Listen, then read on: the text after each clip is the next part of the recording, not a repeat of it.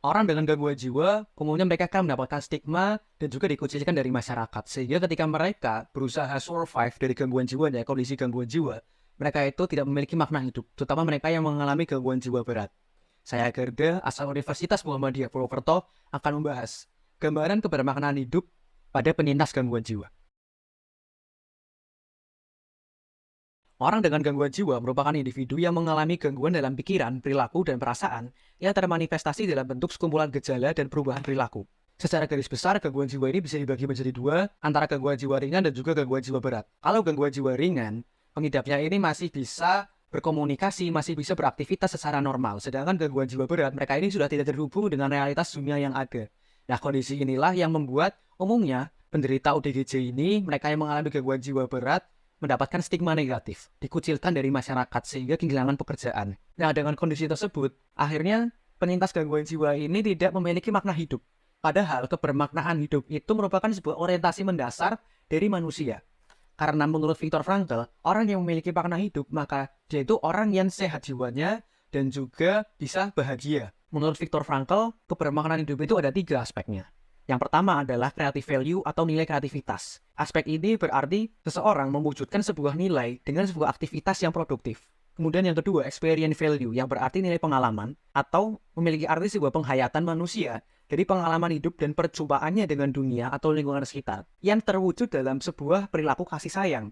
Nah, itu kasih sayang sama manusia, lingkungan sekitar, ataupun makhluk lain. Nah, kemudian yang ketiga adalah nilai sikap, yang berarti posisi atau sikap yang diambil oleh manusia dalam menghadapi tantangan sebuah takdir yang tidak bisa dirubah, yaitu kalau menuju pada penilaian ini adalah takdirnya menjadi seorang ODGJ. Jika memenuhi tiga aspek tersebut, berarti manusia mencapai sebuah kebermaknaan hidup. Tapi menurut Frankl, jika salah satu aspek yaitu nilai sikap saja yang terpenuhi, manusia juga berarti memiliki kebermaknaan hidup. Selain itu, tujuan dari hidup manusia juga merupakan orientasi dari kebermaknaan hidup. Nah, berdasarkan kajian literatur yang ada yang peneliti lakukan, belum ada penelitian yang membahas kebermaknaan hidup pada penyintas gangguan jiwa.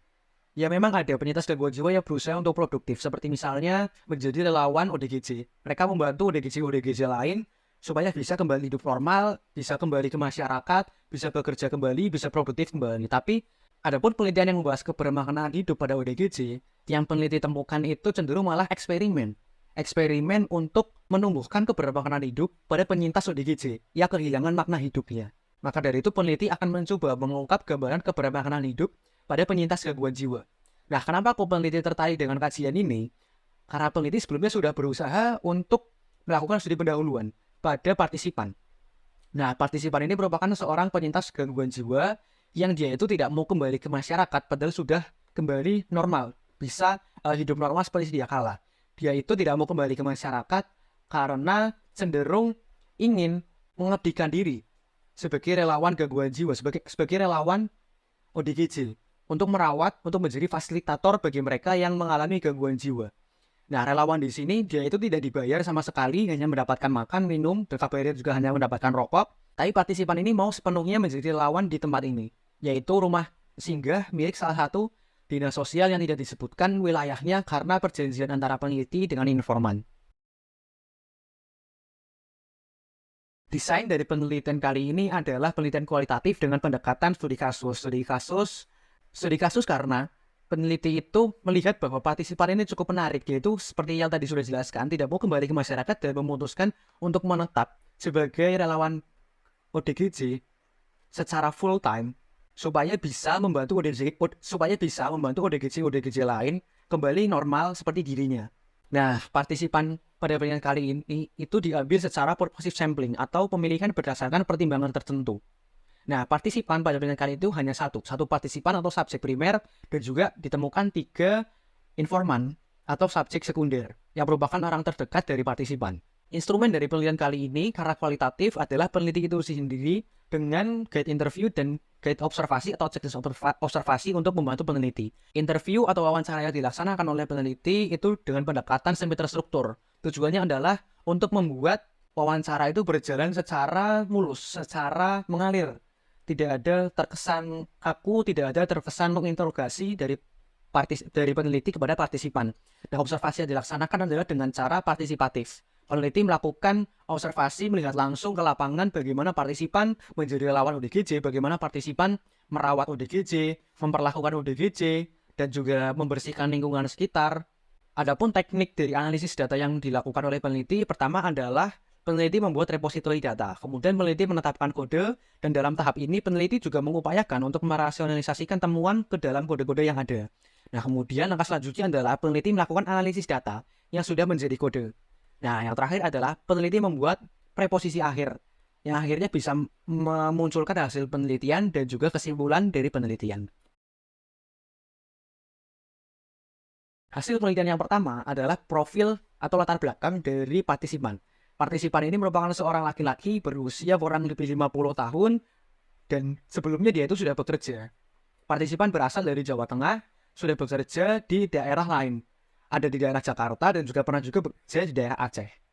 Nah, selama bekerja, partisipan selalu mengirimkan uangnya itu kepada istrinya. Oleh istrinya dan juga partisipan itu dikelola dan juga dibelikan aset-aset lain, seperti misalnya sawah, kemudian kebun petai, dan juga mendirikan sebuah usaha gula.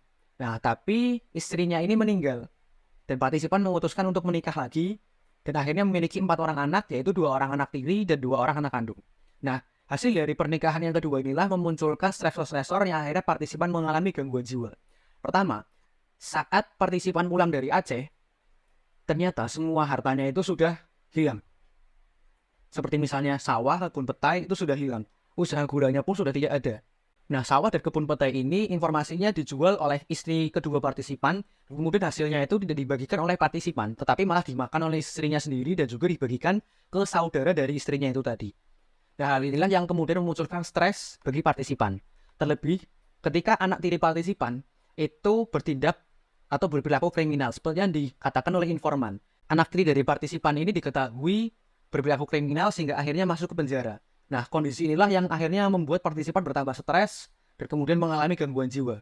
Menurut informan, partisipan itu sering sekali masuk ke rumah warga secara tidak izin dan kemudian mengaku-ngaku sebagai entah itu hansip, petugas keamanan, atau lain sebagainya. Dan juga senang sekali seperti seorang mencuri gitu, masuk ke warung, kemudian mengambil makanan atau mengambil barang-barang yang ada di warung, kemudian tidak membayarnya. Pada akhirnya dibuatkan gubuk oleh warga. Dibuatkan gubuk sebagai tempat tinggal sementara untuk partisipan. Nah, tapi karena partisipan merasa tidak betah dengan gubuk yang ada, partisipan pun membakar gubuk tersebut. Membakar gubuk, sehingga akhirnya kemudian partisipan memutuskan untuk menggelandang selama kurang lebih 5 bulan. Nah, selama menggelandang ini, partisipan bertemu dengan petugas dinas sosial dan Satpol PP yang beda kabupaten, karena partisipan itu berjalan menggelandang selama 5 bulan hingga berpindah kabupaten. Nah, dari sinilah akhirnya partisipan dibawa oleh petugas berwenang untuk dirawat. Nah, kemudian hasil dari penelitian yang kedua adalah membahas seputar aspek-aspek dari kebermanfaatan hidup partisipan. Aspek yang pertama adalah nilai kreatif. Nilai kreatif ini ditemukan ada 3 temuan pada partisipan. Yang pertama, partisipan itu selalu berusaha untuk produktif dengan cara membersihkan lingkungan dari rumah singgah milik dinas sosial setempat. Nah, kemudian yang kedua adalah partisipan memberdayakan ODGJ yang ada dengan mengajarinya bersih-bersih seperti misalnya menyapu, mengepel, terutama bagi ODGJ yang sudah terlihat bisa kembali hidup normal. Kemudian yang ketiga adalah partisipan berusaha untuk selalu membersihkan feses ODGJ, terutama bagi ODGJ yang memang masih suka buang air secara sembarangan. Nah, aktivitas-aktivitas produktif inilah yang merupakan bagian dari aspek nilai kreatif. Kemudian aspek yang kedua adalah nilai pengalaman. Nilai pengalaman dari partisipan sendiri juga ditemukan ada 3. Yang pertama, partisipan tidak mau memukul ODGJ yang suka mengeyel. Bahkan ODGJ-nya yang ada di rumah singgah ini disebutkan beberapa ODGJ itu pernah ada yang sampai menjebol langit-langit dari rumah singgah. Menjebol langit-langit, tapi partisipan dia tetap menyayanginya, tetap tidak pernah memukulnya, tidak pernah menganiayanya. Alasannya karena partisipan itu ikhlas menolong, ingin membantu sesama, dan juga tidak mau berbuat dosa dengan cara mengotori tangannya. Kemudian yang kedua adalah partisipan ikhlas menolong ODGJ agar bisa kembali hidup seperti sedia kala, karena merasa pengalamannya menjadi ODGJ itu tidak menyenangkan, sehingga ingin membantu orang lain. Kemudian yang ketiga adalah partisipan tidak pernah merasa jijik dengan ODGJ yang kotor, ODGJ yang bau, ODGJ yang pusuh, dan bahkan ODGJ yang buang air sembarangan. Partisipan tetap mau memandikan ODGJ yang bau, tetap mau menggantikan baju ODGJ yang lusuh, yang kotor, dan juga mau membuang kotoran atau feses dari ODGJ yang buang air sembarangan. Kemudian aspek yang ketiga adalah nilai sikap. Nah, nilai sikap dari partisipan juga ditemukan ada 3. Yang pertama adalah karena pernah menjadi atau merasakan pahitnya menjadi ODGJ, partisipan itu jadi ingin membantu ODGJ lain supaya bisa kembali hidup normal, supaya bisa kembali ke masyarakat. Kemudian yang kedua adalah pencapaian selama ini ketika menjadi fasilitator atau menjadi relawan di rumah singgah untuk merawat ODGJ yang ada, sehingga bisa kembali ke masyarakat. Nah itu ketika ada ODGJ yang bisa kembali ke masyarakat, itu pencapaian terbesar dari partisipan. Partisipan merasa sangat gembira, sangat bahagia, dan juga merasakan bersyukur ketika ada ODGJ yang bisa kembali ke masyarakat. Nah kemudian yang ketiga adalah partisipan mengikhlaskan kondisi yang ada dan menganggap posisi sebagai fasilitator adalah pengabdian agar dosa-dosa yang ada itu bisa terhapuskan. Jadi menurut partisipan itu, walaupun memang mungkin hidupnya saat ini itu istilahnya melangsak, tapi partisipan bisa menabung pahala untuk di kehidupan selanjutnya, untuk di akhirat kelak. Nah, sedangkan tujuan hidup dari partisipan adalah yang pertama itu bisa kembali bekerja. Partisipan itu ingin kembali bekerja seperti sedia kala, kemudian yang kedua adalah partisipan ingin sukses di pekerjaannya supaya nantinya bisa membantu ODGJ yang ada atau kaum prasejahtera, karena berdasarkan pengalaman hidupnya menjadi seorang ODGJ itu sangat tidak menyenangkan. Nah, secara garis besar makna hidup dari partisipan ini bisa disimpulkan adalah dengan membantu ODGJ, dengan merawat ODGJ, dengan menjadi fasilitator atau relawan bagi ODGJ, itu merupakan sebuah makna hidup bagi partisipan. Partisipan memaknai hidupnya menjadi seorang fasilitator, menjadi seorang perawat, atau menjadi seorang relawan bagi ODGJ. Nah, sekian penyampaian dari hasil penelitian yang dilakukan oleh saya dan tim. Apabila ada kekurangannya, bisa komen di kolom komentar sebagai saran ataupun kritik bagi peneliti untuk melakukan penelitian selanjutnya.